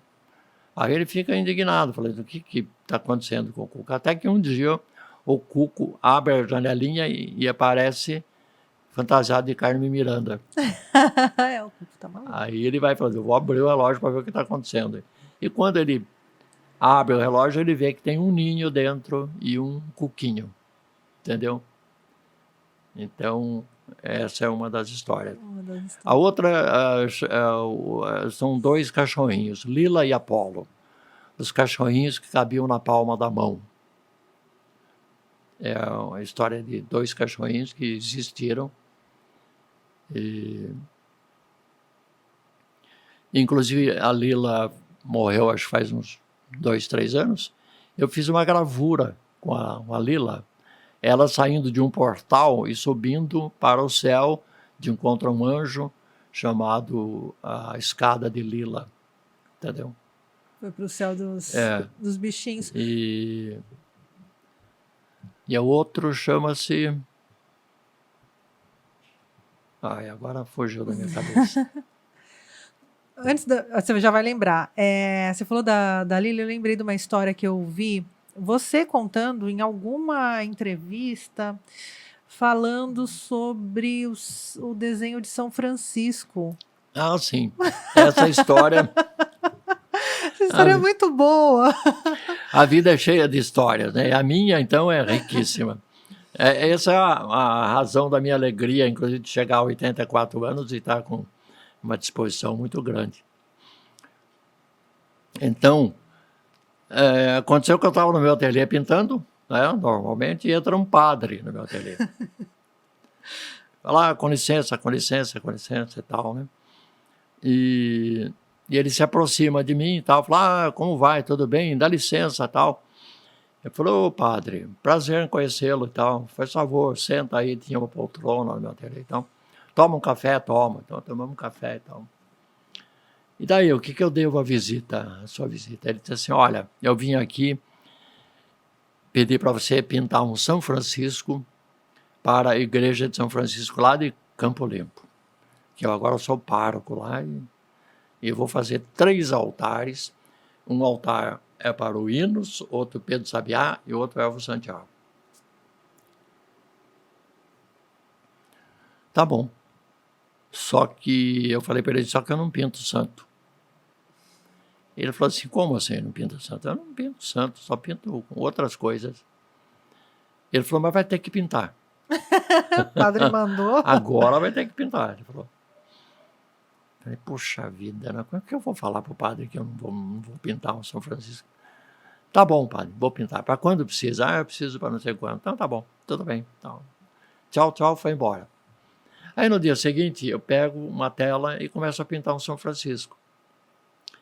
E me entra um cliente meu, diz, ô Elvio, dá licença, tudo bem, bom dia, não sei o que, vim tomar um café com você. Ótimo, vamos tomar um café. Ele falou, nossa, você está pintando São Francisco? Eu falei, você vê, estou pintando São Francisco. Ele falou para mim, pode reservar para mim. Aí eu disse para ele assim, é do padre. Mas esse é do padre. Ele falou, não, o padre é o outro que você vai pintar, esse é meu, pode reservar. Tudo bem, terminei de pintar o São Francisco, separei, peguei outra tela, comecei a pintar o São Francisco. Não é que me aparece outro indivíduo com a mesma história. Comprou, entra e diz assim, é meu, reserva. Nossa, eu não sabia que você pintava São Francisco. Eu falei, mas eu não pinto mesmo, isso aqui é do padre. Esse é meu segundo só. É do padre e tal. Ele falou, pode reservar para mim também. Pinta outro para o padre. E assim foi. Fazem 20 anos que eu pinto São Francisco. O padre não apareceu para buscar o São Francisco. Ele morreu, inclusive, como bispo, e não veio buscar o São Francisco. E a igreja de São Francisco teve altares? Não, o hino fez? Eu o acho Pedro que Xavier? não. Eu acho que não. Ele entrou lá para me Para abrir um novo caminho na abrir sua um novo carreira. caminho para mim. Ele foi maravilhoso. Mas nunca foi buscar. Não, nunca foi buscar. Pois tem que pintar o São Francisco, levar na igreja e falar, é questão de honra esse São Francisco E tá com aqui. isso eu não paro de pintar Fazer São São Francisco. Francisco. E tudo que eu pinto vende. É uma coisa gozada. Que incrível, né? É incrível. E agora pegou uma moda, né? Uma moda. As pessoas têm um gato, têm um cachorro, Que é no colo. tira uma foto, manda para mim, e eu pego o São Francisco com o gatinho dele, com o cachorro. Sob encomenda ainda. Sob encomenda. Já fiz uma série assim. Eu não acredito. Bom, a parte ele não foi buscar, mas a parte boa é que você vendeu todas, né? Nenhum ficou no... Não, o nenhum que faz ficou na vende. Todos vendem muito, né? E eu comecei escrevendo assim. Alguém que disse que eu escrevia e que eu devia publicar. Foi o que aconteceu. E foi. Entendeu? Aí eu fiz no Filmes Recortes, eu fiz uma crônica falando sobre o professor Sebastiãozinho, que foi o professor que me criticou. Falou que você não ia para lugar nenhum na vida sem saber a crônica verba. chama Verbos versus Telas. Você lembra de cabeça? O que? O conto? Não lembro. Já queria aqui um conto inteiro. Não guardo nada. Não guardo nada. Mas no final eu falo que eu espero que, pelo menos uma das poesias, a coisa que eu publiquei ali, se eleve bastante e encontre ele no céu. Entendeu? Ele não posso Com certeza já encontrou. Não, ele foi... Ele, coitado, nunca escreveu nada na vida, nunca publicou nada. Entendeu? E tem as questões dos homens ao seu tempo também, né? Imagina... não, mas tem outra parte da história. Essa é terrível. O tempo passa, entendeu? Aquele garoto que foi humilhado em sala de aula. Na frente da paquerinha. Termina, faz outros cursos, fiz contabilidade, me formei contador, fiz um monte de coisa. Meu Deus. Vendeu banana, fez contabilidade, trabalhou em rádio, trabalhou na escola agrícola. Tive uma confecção de roupas infantis com loja, produzia roupas infantis, desenhava roupas infantis. E desenhei muito para a Secretaria da Agricultura em Campinas, né? Trabalhava muito produzindo livros sobre agricultura e tudo. Então eu trabalhei em várias áreas, vários. Aí o que nós estamos falando mesmo? Sobre a sequência. A sequência. Aí o que acontece? Eu estou no último ano da faculdade, entendeu? Dando aula lá para o primeiro ano. Exatamente. E não estava ainda dando aula. Não estava dando aula. Não. Ainda. Eu tinha sido indicado como assistente. E aí foram indicados 2 assistentes, eu e o professor Sebastiãozinho. Ele para linguística e eu para escultura e modelagem. Aí fizeram um coquetel de recepção dos novos professores, né? Eu e ele. Aí no meio do papo lá e tal, dos salgadinhos, comes e bebes, ele disse assim para mim: professor, eu conheço o senhor de onde? Eu conheço o senhor. Falei, conhece. Só que o senhor não se lembra de mim. Mas eu me lembro muito bem do senhor. Ele falou, mas por quê? Eu falei, porque fui seu aluno. O senhor talvez não se lembra, mas sou aquele aluno que o senhor disse que nunca ia ser nada na vida que não sabia verbos. Só que, infelizmente, professor, eu provei ao contrário, eu cheguei bem antes que o senhor a uma cátedra. Ele dá risada. E aí ele disse, não, mas eu não disse isso, não. Disse. Professor, então vamos fazer o seguinte, então o senhor não disse, entendeu? Mas está tudo certo. O senhor é professor assistente, eu também, vamos trabalhar bastante e eu fico muito agradecido inclusive, por encontrá-lo aqui. Mas aí teve oportunidade de Botei para fora. reencontrá-la e, né? Mas exorcizar isso. quando eu comecei a pintar, quando eu pintei a primeira tela de 1954, olha, veja bem, eu pintei escondido em casa, certo? E meu pai, um dia, me encontrou pintando, e com a mão na cintura, assim, disse assim para mim, o que você pretende com isso? Porque, na realidade, o papai tinha um bar lá em Bragança, que nem a Pauliceia daqui. Aham. E eu lavava xícara no bar, eu era pequenininho. E aí ele disse assim, o que você pretende com isso? Eu falei, eu quero ser pintor. Aí ele disse assim para mim, isso não é profissão de gente, isso é profissão de bêbados. Por quê? Na cidade havia passado um indivíduo que pintava a cidade e trocava por bebida, vivia alcoolizado, entendeu? Então ele tinha essa ideia de que quem pintava era alcoólatra, entendeu? Mas até hoje há um preconceito, eu sempre brinco, né, com os artistas que eu entrevisto. Você é artista, mas trabalha com o quê, né? Porque tem sempre essa brincadeira, né, de como você se viabiliza enquanto artista no Brasil, principalmente quem está começando, né? E não é um desejo de toda a família que o filho se torne um artista, né? Não. É sempre um temor, quer que seja engenheiro, advogado, médico, enfim, tantas outras profissões que... Gosta daquele desenho que pinte, mas, por favor, arrume uma profissão. Arrume uma profissão, exato, né? Seria como... Ganhe dinheiro e leve isso como um hobby, né? Ainda há esse estigma em cima das artes. Mas né? esse estigma é provocado pela própria sociedade. Sim, entendeu? Com certeza. Não existe uma consciência de que o homem precisa de arte. Sim. O homem, a sociedade ainda acha, 90% acha que o homem não precisa de arte. E durante esses 2 anos aí pandêmicos, né, que ficamos afastados fisicamente, porque a internet permite que a gente ainda se encontre nas redes sociais, mas eu penso que a arte foi fundamental para que a gente não enlouquecesse, inclusive, Sim. né? Então, e outra coisa, foi música, um período muito produtivo, sabia? Você trabalhou bastante na pandemia? Nunca vendi tanto na minha vida como na pandemia. Olha que bom. Trabalhava 10 horas por dia, continuo trabalhando, entendeu? E um público, aumentou o público. As pessoas começaram a cuidar das casas. Sim, entendeu? Sim. Então, comprar obra de arte e tal, né? Porque as pessoas tiveram que lidar com as suas casas. Aí eles perceberam que estava faltando obra de arte na casa. Sim, está faltando obra de arte.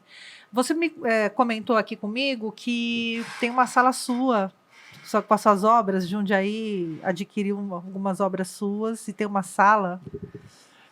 O Marcelo Peroni, secretário de Cultura, né? Ele se interessou pelos originais da primeira série. Só porque são 3 séries de Jundiaí, né? Uhum. E ele adquiriu para a Pinacoteca, entendeu? Então agora tem uma parede só com obras do Elvis Santiago também, entendeu? Agora Elvis Santiago já faz como o quê? Em Jandira. Quero uma parede só para mim. Lá tem hinos, tem uma sala só para ele, Diógenes Duarte Paz e Elvis Santiago. Muito bem. Porque Diógenes também foi um grande artista jandaiense. E talvez um dos maiores aquarelistas que eu conheci, que eu soube, não conheci ele pessoalmente. Eu conheci o Ulisses Martins Roda, conheci a África, conheci agora eu lembro o nome, conheci esse outro, me esqueço, que trabalhava no Instituto junto comigo. Mas foram pessoas que não levaram muito a sério a carreira, sabe? Levaram muito a sério. Então, fizeram um trabalho meio amadorístico, né? Agora, Pedro Sabiá, por exemplo, né? Eu que descobri o Pedro Sabiá, né? Ah, é? Lá na Rua Paulista. Porque eu lecionava na Vila Rio Branco. A irmã dele era minha aluna. Entendeu? E um dia ela levou uma esculturinha do Pedro para mim, para eu ver, feita em barro, em argila. E eu falei, quem fez isso aqui? Eu falei, meu irmão. Eu falei, nossa, mas o seu irmão fez isso, fez. quero conhecer seu irmão. Seu irmão é muito bom. Aí que eu conheci o Pedro Sabiá. Depois eu consegui que ele fizesse um estágio lá no Lufac, no Edson Lufac. Que legal. E ficou lá, acho, uns 6 meses e saiu sozinho. Entendeu? Cristiane Grigoletto foi minha aluna. Marcelo Camunhas foi meu aluno. Marcelo, saudades dele. Saudades. O Guenda também frequentou meu ateliê. Pessoal, assim, meu ateliê não é vedado a artistas nem as pessoas, é um território livre, entendeu? Eu sei de artistas que não gostam, né? Que as pessoas frequentem. Não, mas o meu não tem problema nenhum. No ateliê você já fez exposição também conjunta lá no Memorial do Adélio, né? Que você falou que o Adélio então, é seu compadre. Isso foi uma meia tragédia, porque no dia em que era a inauguração da exposição, eu estive lá durante o dia, inclusive dando uma aula para alunos lá de Louveira, né? Louveira não, Vinhedo. Estava programado eu dar uma aula sobre processo criativo. Não era processo criativo, sobre releituras. Eu dei uma aula para um grupo de alunos já jovens, de 14, 15 anos de idade, sobre como se dava o processo criativo e eles trabalharem dentro das ideias do processo criativo. Então, eu, naquele dia, me senti mal. Eu tive um problema de saúde, voltei para casa e à noite era a inauguração da exposição. E eu não pude ir à minha exposição. E acontece o seguinte, que naquele dia, foi o dia exato em que que eles mandaram fechar tudo. Fecha tudo, março de 2020, Exatamente, né? 20 e pouco de março. Aí estava esquisito, uma inauguração sem muito... Porque a gente também estava naquele temor do que é, como Exatamente. que é. E no dia seguinte ele fechou e a exposição ficou fechada. Ela não foi mostrada ao público depois, já, mas... Precisa fazer outra, né? Precisa fazer um para agora, nessa nova fase da pandemia. Eu estou com um acervo lá de 150 obras, que eu recebi um convite de Bragança para expor eles têm uma pinacoteca também agora, num prédio maravilhoso, que é o Teatro Carlos Gomes. Então, ele foi restaurado e tal, é um teatro maravilhoso, mas eu só irei quando eu me sentir à vontade, porque não quero ir assim só por ir. Sim. Entendeu? É a minha terra. É a sua terra Não, eles vão ter que receber uma exposição de 150 obras. E Bragança, Jundiaí adquiriu obras originais, coleção original. Eu acho que Bragança tem que fazer a sua parte também. Como você é um artista... Eu fiz 2 esculturas numa avenida em Jundiaí, em Bragança, mas as 2 foram destruídas. Uma por um governo maluco que teve lá, que era concorrente do que mandou fazer, e agora, ultimamente, desse governo que tinha mandado fazer, mas eles só desmontaram, entendeu? Eles vão montar em outro lugar. É uma homenagem ao Japão e a outra é uma homenagem à Itália. Mas... Aliás, era uma série de 8 esculturas que eu ia fazer. Mas acabei não fazendo todas, porque foi interesses políticos. Sim. Era interesse de um candidato a deputado lá, e ele queria que fizessem 2, 3 meses tudo, e levava 2 anos para fazer, 3 anos. Aí para o voto não dá tempo, né? Não dá. Tem que ser no tempo do voto, não no tempo do artista, eu né? falei para eles, infelizmente, não dá para fazer. Não dá. Eu vi 84 anos, muita história para contar. 70 anos de carreira. Vou fazer 70 anos de carreira. Muita história. Muita história. Fora o que eu não contei. Tem o Proibidão aí, a gente tem que fazer um documentário disso para registrar essas histórias, fazer livro. Bom, você tem um material aqui agora que ninguém tem, hein? Ó, inédito, gente, é isso. É isso. planos para esse futuro próximo. Planos. Quero seus planos. O que te movimenta hoje? O que te move? Cuidar da minha saúde. Isso eu só posso falar para você em particular. Cuidar da saúde. Fazer uma exposição com 150 telas. Planos como artista, você disse? Sim.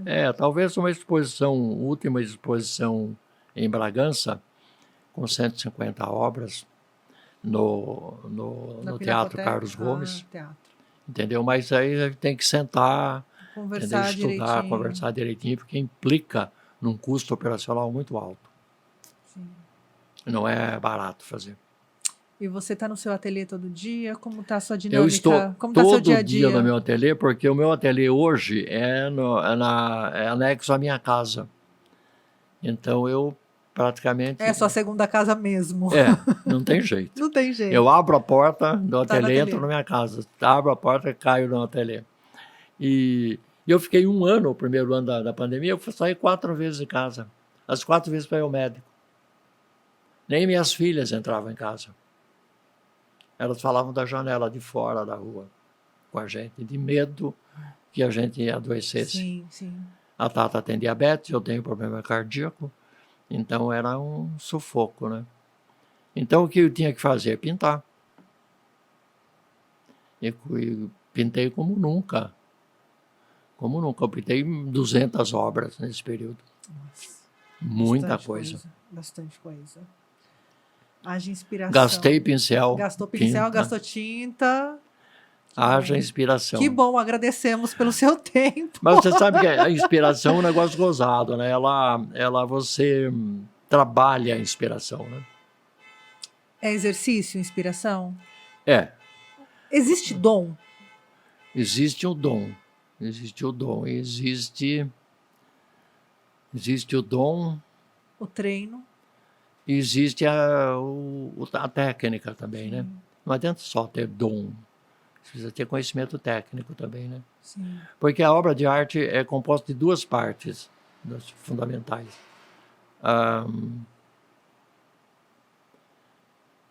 Você tem que ter fugiu agora da minha cabeça. A gente está falando de técnica e dom, né? A técnica te permite exercitar melhor o seu dom, né? Exato. Ter mais opções na hora de se expressar. Daqui a pouco eu me lembro. São 2 coisas básicas para que você possa chamar alguma coisa de obra de arte. Entendeu? Se não tiver uma das coisas... Das 2 não é uma obra de forma arte. E conteúdo. Forma e conteúdo. Se você não tiver forma, não é obra de arte. Se não tiver conteúdo, não é obra de arte. Não. E parece uma combinação simples, mas não é, né? Às vezes é artesanato. Tem muita gente fazendo artesanato pensando que faz arte, né? Verdade. E principalmente os pintores assim de final de semana, as madames que pintam, né? Os recreativos, né? Não criam nada, né? Os clubes recreativos que, enfim. Eu não tenho dificuldade. Antigamente eu desenhava, inclusive.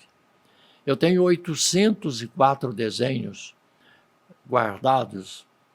Por sinal, eu cedi uma folha dessas para o Marcelo, dos originais de telas. Tudo desse tamanho os desenhos. Sério? Pequenininho assim? Pequenininho. Se um dia você for ao meu ateliê... Eu vou, estou me convidando já. Você vai ver Está convidada. Ele também. Bora, Rafa. Aí... Você vai ver... Eu tenho toda a história em pastas. Dá mais ou menos nessa altura, assim, de pastas. Uns 40 anos de profissionalismo. Tudo arquivado. Entendeu? E por que eu estava falando isso? Meu Deus. Você estava falando que desenha tudo pequenininho, o desenho você fazia pequenininho, o desenho. E eu precisava desenhar antes, entendeu?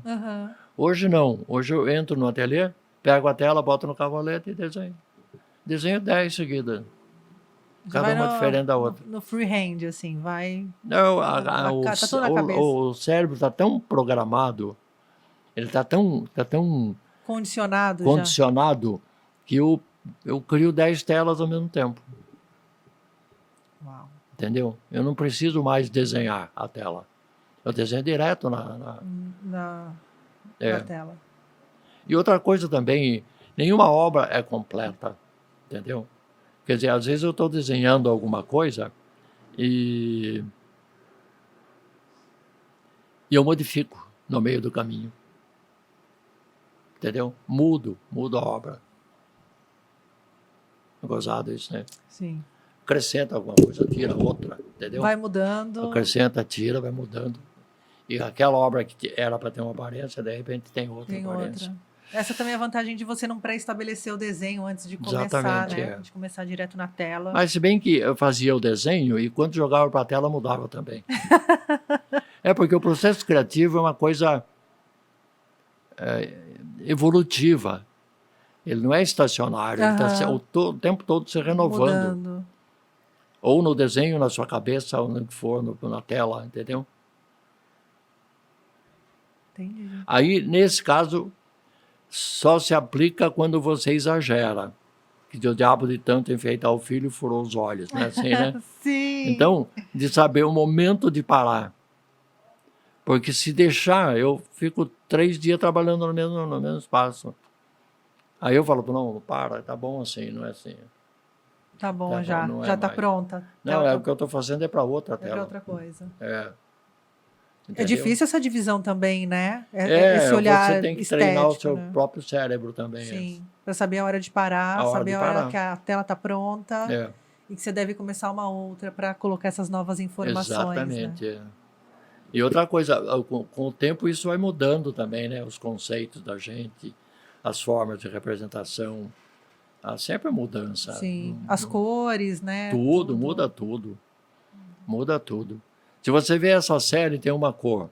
Quando você vê a série nova agora, a cor é totalmente diferente. É. Porque, até para você não se repetir, né? Para você ter uma marca registrada, o seu traço. É, porque senão fica muito... Parece tudo a mesma coisa. Senão fica muito arte gráfica. Sim. Entendeu? É como esse... Tem um colega aí que mora nos Estados Unidos, que tem uma proposta, é muito badalado e tal. O Romero Brito. Exatamente. Ele faz arte gráfica, não é arte plástica, porque ele faz só a mesma coisa o tempo todo. Não, ele já transcendeu esse lugar da arte e ele está numa escala industrial já há muito tempo, né? Há quem critique, há quem acha que é uma saída para a arte também, esse comércio, muito, mas já é outra coisa. Não, né? mas nada impede que ele faça e que venda o trabalho dele. Sim. É um direito dele, entendeu? Mas ele virou a galinha pintadinha, né? Das artes. Exatamente, que virou produto, né? Caixa de sabão em pó, caixa de pasta de dente. Virou um produto, entendeu? Isso tem um lado negativo, né? Sim. O lado bom é que vende, tem o dinheiro, ele é mundialmente conhecido. Por um outro lado, ele se afasta da arte, né? Da arte pura, né? E vai para uma escala industrial mesmo, né?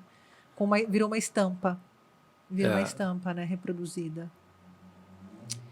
É isso, querido.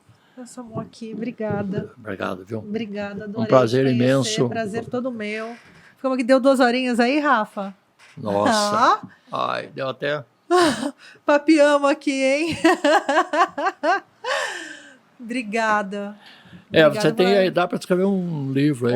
Já tem um monte de história. Dá. 84 anos, meu querido. Dá para dividir em várias... Não tem edição aqui, não. Não vamos agora? Tá tudo gravando. A gente vai colocar tudo no ar. Eu vou me despedir aqui, a gente continua o papo. Tá bom. Obrigada. Gente, olha, conheça... o Elvio tá no Facebook, você pode conhecer várias obras dele. Ele tá lá sempre postando. Ele é super ativo nas redes sociais, né? Tá sempre lá colocando as fotos das obras, os processos criativos, as coleções. Então, se você quiser adquirir, só chamar ele inbox, faça como eu chamei. Oi, tudo bem? Quero essa. Conversa comigo. Conversa com ele. Não tenho secretário, nada. Conversa direto com ele. Conversa comigo. E é isso, gente. Se quiser, vai tomar um café comigo. Eu vou. Já me convidei aqui, daí ele teve que fazer o convite, né, para não ficar chato. E agora eu vou conhecer o ateliê do Elvio Santiago. E é isso, gente. Vou ficando por aqui. Obrigado pela companhia até agora. Continuem aí com a programação da Rádio Difusora. Fiquem bem. bebam água, comprem arte e tchau. Francamente, com Tainan Franco.